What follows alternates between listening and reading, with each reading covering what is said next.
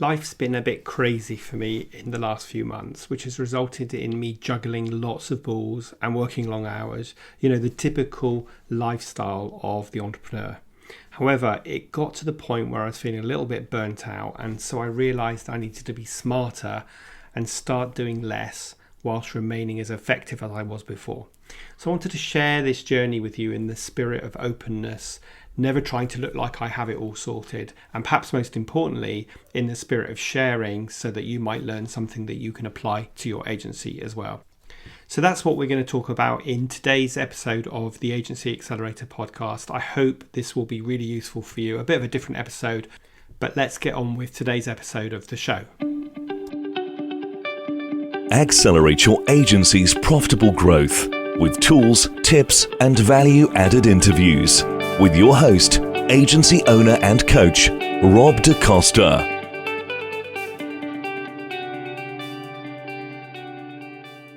Today's episode of the Agency Accelerator Podcast is sponsored by Cloudways. Loved by agencies around the world, Cloudways is a managed cloud hosting platform that takes care of all the web hosting related complexities, leaving users free to focus on growing their businesses and clients. The platform offers unmatched performance, reliability, choice, and 24/7 365 support that acts as an extension to your own team, making Cloudways the ultimate choice for growing agencies. Now, at present, Cloudways is offering an exclusive discount for the Agency Accelerator listeners. So visit cloudways.com and use the promo code AA20. That's AA20 to get a discount of 20% off your first 3 months on the hosting platform of your choice. Okay, on with today's show. I don't know about you, but it seems that more and more frequently we are surrounded by so much noise and so many distractions, with people telling us how we should run our businesses better, ads showing people standing in front of shiny, expensive cars, telling you that they made millions and you can too. Every week there's a new book out by an entrepreneur, and of course there are loads of social media platforms and new things coming along like Clubhouse, and of course there are coaching programs just like mine that help you grow your business too. We are just surrounded by so much noise, and as I said in the introduction, life has been crazy for me, and I've been juggling lots of things and kind of putting pressure on myself to do more of these things. There's definitely a feeling of FOMO. So for example, when Clubhouse came out, I was one of the lucky people, I guess, that got an invite very early on, and I thought, right, I must join that. And then I remember spending a Saturday just kind of listening into different conversations, and then suddenly feeling overwhelmed because if I was going to do that properly, I really needed to find the time to do it. I was also a member of a mastermind coaching group that met 3 times a week, and I needed to commit a minimum of 5 hours a week to do that. And because I wasn't managing to do all of that, I started feeling like I was letting myself down, letting the group down, and I was spending lots of money on that program every month as well. So something needed to change. I needed some kind of filter to work out what I really need to keep doing and what I could stop doing while still remaining productive and effective and serving my audience, you guys, plus of course developing my content and delivering my coaching, whether that be the one-to-one private coaching or one of my group coaching programs. So it's just a lot going on, and I'm not saying any of this because I'm looking for sympathy from you, but much more because you can probably relate to this as well. And I just want to share with you, as I come out the other side of that, some of the things that I have done to simplify my life, and hopefully you can apply some of this too. Now, you may have heard of the 4Ds, Eisenhower's Square, where we talk about running tasks through this filter of the 4Ds. So can I ditch this task? And if the answer is no, then you ask yourself, well, if I can't ditch it, can I delegate it to somebody else? And if the answer is no, then you move on to the 3rd D, which is, can I defer it? So can I do it at a later date? And if the answer is no to that, then you say, okay, I have to do it. And I've always used those 4Ds to quickly assess tasks that I'm doing so that I don't get distracted by things that I can quickly get done now, but they're not really important. And this is all about separating the important from the urgent from the nice to do. Well, I've taken those 4 Ds and I've added 2 more Ds and an A to it. And I think that's really, really helped me. So the A is automate it. So I think when I look at tasks now, I'm always thinking, are there tools that I can automate? And a great example of that would be email automation, or the systems that I use to run my business. For example, appointment setting, where I use youcanbook.me for my calendar system, but I've also used Calendly before, and Kartra, which is the main CRM system that I use that also has a calendar booking system. That's a really good example of taking a task that can be quite time consuming, because you've got to compare diaries and swap notes and all that kind of stuff, and then just automate it. So that's my sort of 5th element to the 4 Ds, which is the A for automate. But then the other 2 that I've been using recently, which have helped me really filter things, is just to ask myself, does this task make a difference? So that's number 5. So when I look at moving my business forward, does this task make a difference? And if the answer is no, I've really got to ask why I'm doing it. And then the 6th D is, do I enjoy doing it? And if I don't enjoy doing it, but I've just been doing it because I've always done it, which is what so many of us do, then I'm using that as a filter to say, do I really need to do this? So using that filter of the 4 Ds plus the A plus the 2 extra Ds, there's 6 things that I've done in my business over the last 3 months that are simplifying things, that are giving me renewed focus, that are making me feel like I'm in control of my day and my week without working crazy hours, and I feel like I'm moving the dial forward. So I want to share with you what those 6 things are. And number 1 is the big game changer for me. It's such an obvious thing. It's something I tell all my clients to do. It's something I work on with all my clients, but like many of us, I don't do it for myself enough. And that is reconnecting with your vision.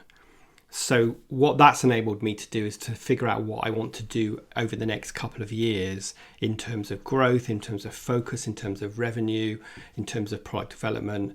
And it's also enabled me to stop chasing things that others are telling me that I should do or I should have. There's a real danger that we look at, for example, our revenue figures every year and say, I must grow by 20%, 30% next year. And we set that as a target. And then we just do that year in and year out without ever stopping and saying, is that what I really want? So I think reconnecting with my vision has been so powerful, because it becomes a framework for making decisions about whether I do things or not. So I spent a day when we had some sun sitting in the garden with my Remarkable and just using the template I use with my private clients, using it on myself to capture my vision and say, okay, where do I want to be in the next year and the next year after that? And that has really helped me apply the next 5 things. So that's number 1 thing that I've done, which is reconnect with my vision and stop chasing things that others are telling me I should be doing, and actually start thinking, what do I really want to do that will make me happy, that I will enjoy and will give me the things that I need. So the second thing I did, which sounds really counterintuitive given that I sell a group coaching program, is that I put the pause on a time-intensive mastermind group that I was part of. Now, this group is great, and I'm still part of the group, but I was part of like a premium part of the group. But it was just taking a ton of time. As I said earlier, it was taking me about 6 hours a week. It was costing me about £1,000 a month. And I was missing half the sessions because I was busy with other stuff. And that was causing me stress, and I felt pressured. And there was a huge relief when I said, look, I need to put the pause button on this for the next few months to focus on a number of other things, i.e. simplifying my business. So that's the second thing I did, which was put pause on some of the external help that I was getting, and actually just give me some time to implement what I've learned and get my systems right and make sure that I'm doing the things that I'm learning in a sort of best practice way. So that was the second thing out of the 6 changes that I made to my business.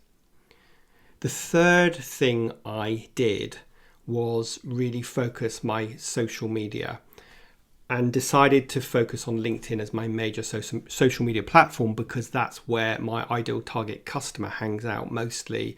And I have spent lots of money, for example, on Facebook ads, and I have tried to build a Facebook group, and some of you might even be part of that group.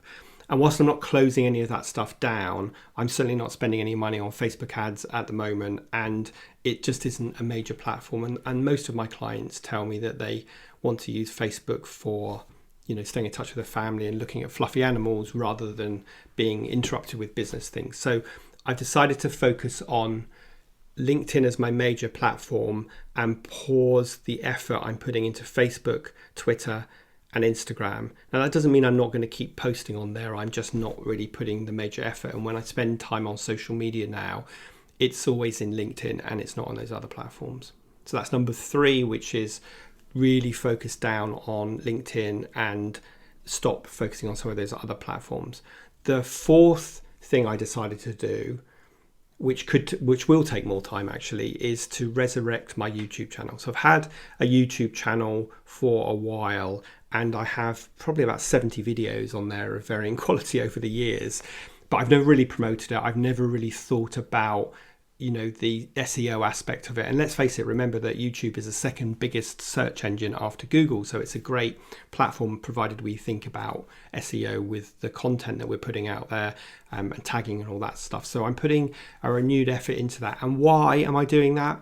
Well, because if I go back to those 6 Ds, one of them is, do I enjoy doing it? And actually the 2 kind of things I really enjoy doing most is recording podcasts and shooting videos. And I'm fortunate that in my home office, I've got a studio set up. So it's really easy now for me to record a video. And the more you practice getting in front of the camera, the more comfortable you get, just like anything. So I'm going to be putting some renewed effort into that. And that's going to look like taking some of the guest podcasts that I shoot because we record a video for them and putting them onto YouTube, creating smaller videos from them, plus creating some more YouTube content. So a little plug here, if you're not part of my YouTube channel, then please head over to youtube.com/Robert Da Costa, all one word, Robert, DACOSTA. So very simple. And you can hit subscribe. You can look at some of the YouTube videos on there before. And obviously I'm now going to try and grow that channel and we'll be putting more focus on it. So those are the 2 kind of social media things that I will really be focusing in on, which is LinkedIn and YouTube. So that was my 4th strategy, my 4th thing that I'm cutting down on. And number 5 is stop being distracted by new shiny objects and get a grip about FOMO. So like I mentioned earlier, Clubhouse would be a good example of that, where I jumped on board quite early on. I probably could have put a big focus on it, and it's obviously a big growing channel. But what I didn't want to do is what I've done often in the past, which is kind of dabbled at it but not really done it, and then you waste a lot of time but you don't get any value from it. So I just made the decision that I'm not going to focus on Clubhouse because it's just a distraction. It's a shiny new object. It's the latest trendy thing, and I need to focus on the core things that will make a difference that I enjoy doing. So that's number 5. And then number 6, the last one, which is probably the biggest thing, is that I have worked with a number of different virtual assistants and copywriters, and I've tried to find some podcast editors and show note writers, and I've had varying degrees of success with that, but I've always had to be the project manager that's pulling it all together, that's chasing people up for content. And some of the time I felt like it actually wasn't saving me a lot of time because the quality of the written work wasn't very good and I had to rewrite it. And I don't want to fall in that trap that a lot of my clients do, who are not good delegators because they think it's quicker to do it themselves. But when it really is quicker to do it yourself, you need to do something about it. So I changed the structure of that. And thanks to the coaching program that I'm part of, they just taught me this concept of hiring a project manager and then hiring some delivery people. And so that's what we have been putting in place in the last few weeks, really. So we now have a project manager that looks after all of the stuff that I've just talked about. So they will take the raw footage for this podcast and they will make sure that it gets edited, and they will make sure that the show notes get written, and they will make sure that it gets uploaded to my podcast hosting platform, and then they'll make sure that some social media posts get written. And so I've got a project manager who is then managing some specialists who are managing my admin for, reconfirming client appointments, managing the creation of the podcast, both from an audio editing and a show note perspective, but also video editing, and also creating social media posts from the podcast and from my weekly email, and then doing some admin like uploading the content to my platforms. And this is going to save me a ton of time. And I think I'm finally nailed this. Like a lot of you who are listening, I don't aspire to grow my business by hiring lots of in-house staff, but having this project manager who then manages these other people and makes sure that not only things get done when they need to get done, but is also the first kind of gatekeeper point for quality control, is just changing my world completely. So if you're really busy, this is a really good structure that I would encourage you to do. So if you're looking at outsourcing aspects of your work, the key person you need to find is the project manager who can be the shepherd to make sure that all the things are getting done, and also the gatekeeper to make sure that they're the first point of contact for quality control before things get passed over to you. So that's probably the biggie, number 6, which is hiring a different structure for my virtual assistant and my content creation and copywriting and video editing and audio editing. So lots of stuff go into making these podcasts and getting them broadcast out and then shared out, as I'm sure you're more than aware with the marketing that you do. So those are the 6 things that I've done to simplify my life. So first of all, reconnected with my vision, really sat down and thought about what is it I want to achieve over the next year and the next couple of years, break that down into quarters and then into months, and then make sure that the things that I'm doing every day are driving towards delivering the month and then the quarter and then the year's goals, and not just doing things because people are telling me that I should be doing them. The second thing I did was put a pause on the intensive mastermind group, although I'm still part of the group. I'm just not part of this premium program that's giving me back about 5 hours a week, which is amazing, and taking some stress away from me. We shouldn't be doing things if it's causing us a lot of stress. The third thing was to focus just on LinkedIn, and then the fourth thing was YouTube and for my social media, and stop really putting too much effort into Twitter, Instagram and Facebook. That doesn't mean I'm abandoning them. It just means I'm not putting a ton of effort in. The fifth thing kind of aligned to that was to not be distracted by new shiny objects such as Clubhouse. And then lastly, to put this new VA structure in place. And I already feel like a weight has come off my shoulders. I already feel like I'm going to be dropping less balls.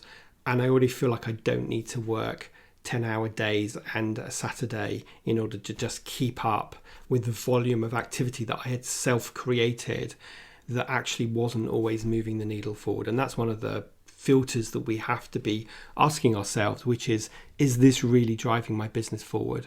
And if the answer is, well, I'm not sure, or no, then we really need to ask ourselves why we're doing it. And remember, doing something because you've always done it is not a good reason to keep doing it, especially if you can't measure the effectiveness and the ROI, because at the end of the day, all of the things that I'm doing and all of the things that you do are there to win new business and to be excellent at client delivery and to make sure that the product or service you're delivering is as premium as it possibly can be. So that's what I wanted to talk about today. Like I say, in the spirit of honesty, I wanted to share with you some of the stresses that I've been feeling over the last 6 months and how crazy life has been, and how that resulted in me kind of just stopping, taking stock and saying there must be a better way, and what do I need to do to keep my sanity but also keep my business. So I hope that helped. Love you to share this episode if you found it useful. Please do consider leaving a review, hit the subscribe button, and I will be back with you next week for our next guest interview. But until then, have a brilliant rest of your week and a great weekend, and I will see you next Thursday.